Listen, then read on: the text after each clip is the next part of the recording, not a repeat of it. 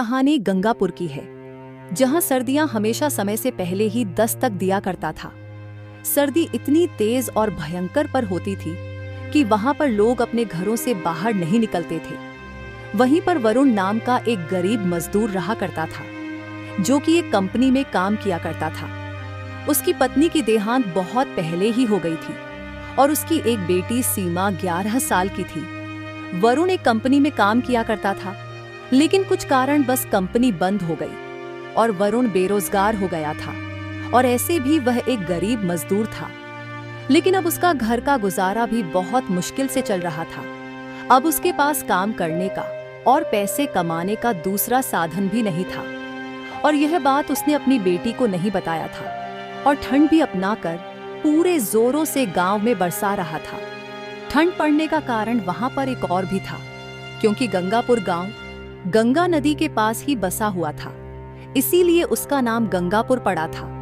और वहां पर सर्दियां हमेशा कड़ाके की पड़ती थी, जिससे कि वहां रहना और भी मुश्किल हो जाता था।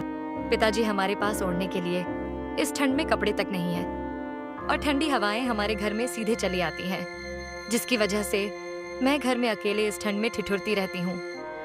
पिताजी, आप हमारे लिए कंबल की व्यवस्था कर दीजिए, वरना मैं इस ठंडी में बीमार पड़ जाऊंगी। पिताजी। बेटी, मैं कोशिश तो कर रहा हूँ। मैं मालिक से बात भी की पैसे के लिए, लेकिन मालिक नहीं मान रहा, और वह कह रहा है कि जब तक महीना खत्म नहीं हो जाता तब तक मैं तुम्हें पैसे नहीं दे सकता। इसीलिए बेटी, मैं भी कभी कभी तुम्हारे साथ ठंड में ठिठुरता रहता हूँ, लेकिन ऊपर वाले के घर में देर है लेकिन अंधेर नहीं। बेटी, जल्द ही मैं तुम्हारे लिए कंबल की व्यवस्था कर दूंगा। बेटी, तब तक जो भी तुम्हारे पास फटे पुराने कपड़े हैं उसे पहनकर अपना काम चला लेते हैं।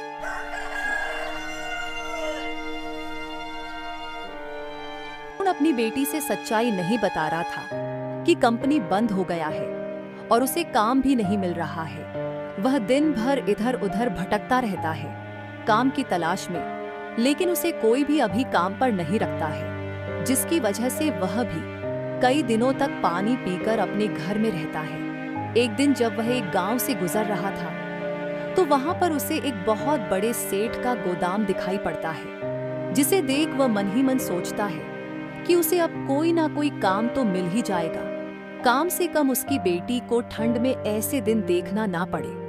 वह बेझिझक उसके पास जाता है और वहां के सेठ से बात करते हुए कहता है, सेठ जी, मुझे काम की बहुत जरूरत है।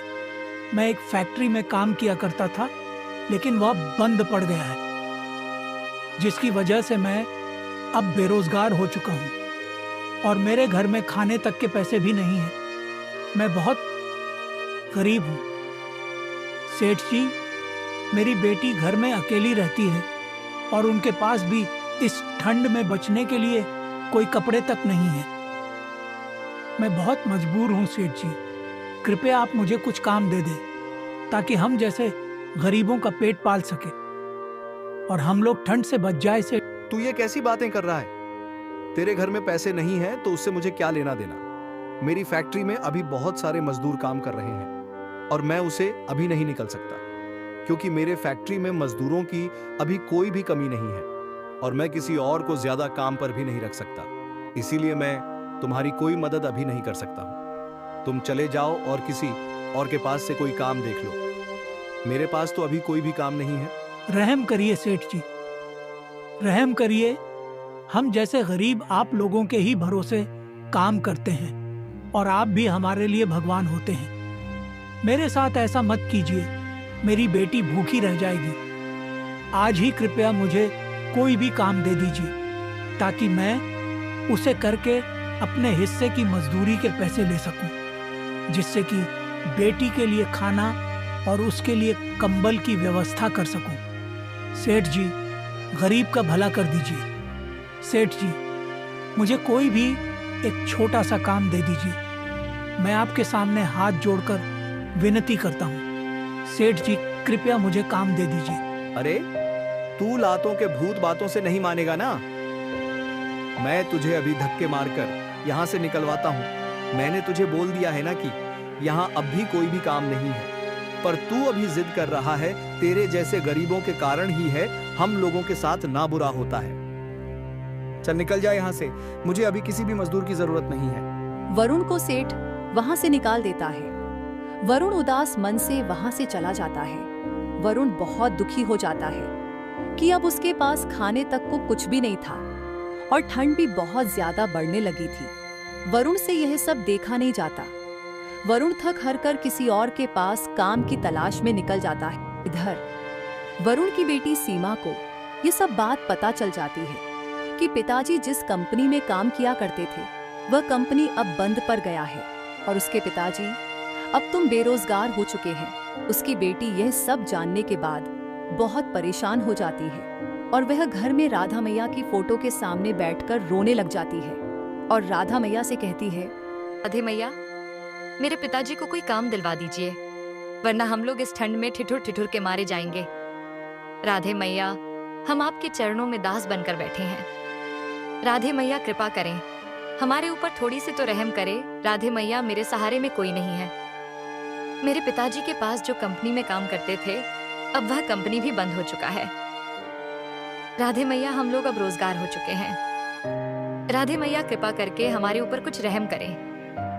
राधे मैया, तेरे सिवा अब मेरा कोई नहीं है। अब तो मेरी माँ भी आपके पास चली गई है और आप तो पूरे जगत की माँ हो। माँ, मेरी मदद करें। ऐसे ही कुछ दिन बीत जाते हैं। ठंड अपना कहर और भी बरसाने लग जाते हैं। गांव में अब लोग घर से बाहर निकलना बंद कर देते हैं। ठंडी हवाएं शरीर को चिढ़ देने जैसी लगती थी, इसीलिए लोग अपने घर में अलाव जलाकर घर में रहने लगे और वह घर से बाहर तक नहीं निकलते।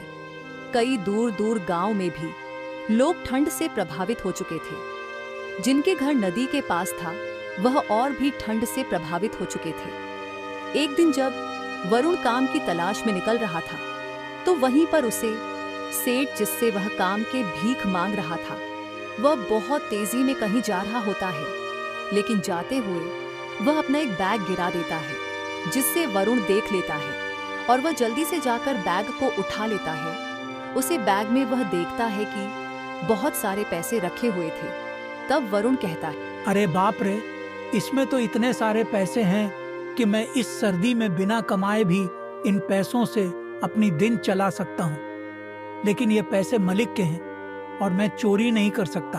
ऊपर वाला सब देख रहा है, इसीलिए मैं इन पैसों को मलिक के हवाले कर दूंगा ताकि उसे जो भी काम हो, और वह इतनी तेजी से गए हैं, इसका मतलब है कि वहां पर कुछ तो हुआ होगा। इसीलिए मुझे मलिक को ये पैसे पहचाने होंगे, नहीं तो मालिक बहुत ज्यादा परेशान हो जाएंगे। मुझे काम पैसे निकाल दिया तो क्या हुआ, लेकिन किसी की मदद करना जरूरी होती है।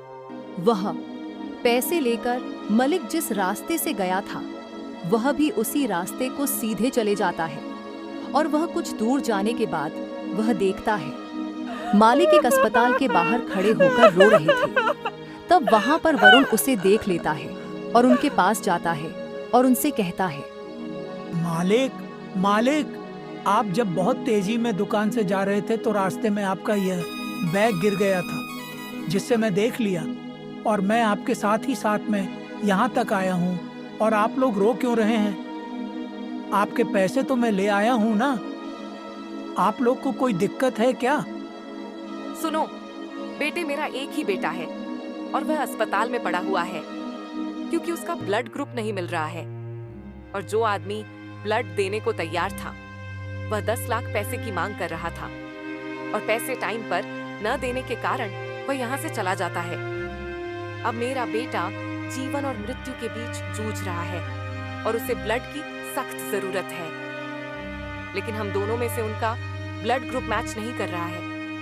इसीलिए हम लोग बहुत परेशान हैं और इतने पैसे का हम लोग क्या करेंगे जब अपने बेटे को नया जीवन ही नहीं दे सकते। तो ये हमारे पैसे किस काम के? लेकिन आप घबराओ मत, मैं हूं ना। मैं अपनी अपनी ब्लड आपके बेटे को दूंगा। आप लोग जांच करवा लो। अगर मेरा ब्लड ग्रुप जांच मिल जाता है तो मैं अपनी ब्लड आज ही दे दूंगा और आपके बच्चों की जान बचा दूंगा। बस आप मेरी जल्दी से जांच करवा दो। वरुण, मैं तो तुम्हें गलत समझा और मैं तो तुम्हें काम से भी निकाल दिया, लेकिन तू हमारी इतनी मदद कर रहा है, मुझे यह सब पता नहीं था। वरुण, तेरी तरह अच्छे लोग भी इस दुनिया में होते हैं। आज तेरी वजह से मेरे बच्चे की जान बच जाएगी। वरुण, मुझे पता नहीं था वरुण कि तू इतना दिल से अमीर है। अरे असली अमीर तो तू है कि बिना सोचे समझे भी किसी की मदद करने से नहीं पीछे हटा।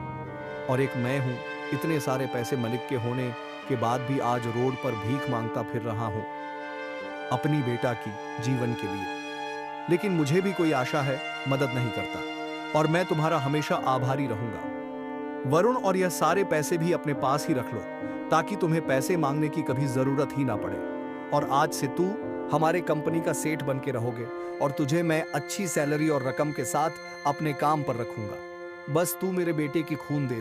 वरुण खून दे देता है और मालिक का बेटा बच जाता है, और मालिक उसे 10 लाख पैसे और उसे काम पर भी रख लेता है।